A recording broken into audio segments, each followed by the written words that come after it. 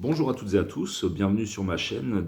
Aujourd'hui on continue le top 100, le numéro 35, et je vais vous parler de l'album live VV du groupe The Warlocks. Donc The Warlocks c'est un groupe américain, et je mets un live qui date de 2016, enregistré à la salle VV en Suisse, parce que pour moi c'est impossible de choisir un album en particulier. Ils en ont sorti 9, et je trouve qu'il y a d'excellents morceaux sur tous les albums.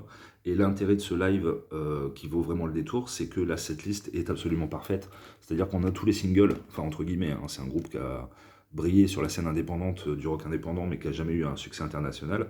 Mais tous les singles, entre guillemets, Shake the Dope Out, comme Save Us, It's Just Like Surgery, Baby Blue, ils sont, avec des morceaux beaucoup plus obscurs et beaucoup moins connus de leur discographie.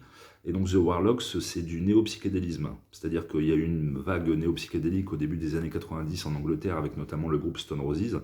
Et ça, c'est un groupe qui est apparu en 2001 aux États-Unis avec un premier album, Rise and Fall, qui a eu quasiment aucun succès.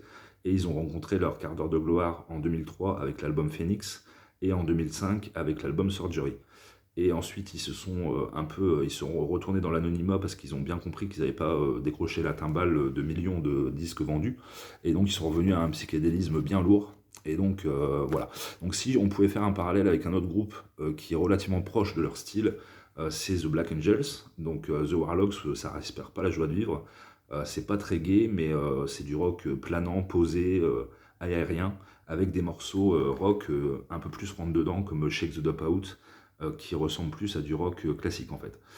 Donc c'est un album que je vous conseille parce que c'est une ambiance en fait. Je trouve qu'il dégage quelque chose qui fait qu'on est transporté vers... c'est ça la musique en fait, c'est que ça nous transporte dans un monde différent, dans une imagination, dans un imaginaire qui nous sort de notre quotidien. Donc certes, c'est pas très joyeux, c'est pas très gai, mais au moins moi ça me fait penser à une aurore pluvieuse, brumeuse, enfin vraiment comme quelque chose de différent. Et ce live le retranscrit parfaitement. Je vous conseille également le reste de leur discographie parce que c'est vraiment intéressant. Il y a d'excellents morceaux, c'est planant, c'est prenant, enfin, je sais pas. Alors, c'est pas de la prouesse technique, hein, c'est pas des musiciens, il n'y a pas de solo de batterie, il n'y a pas de solo de guitare, c'est pas Satriani ou Steve Vai, mais je trouve que l'exécution et la manière de proposer, la manière qu'ils ont de proposer leur musique est vraiment géniale. Donc voilà, c'est le top 100 numéro 35, VV The Warlocks. Bonne découverte et bonne écoute. À bientôt.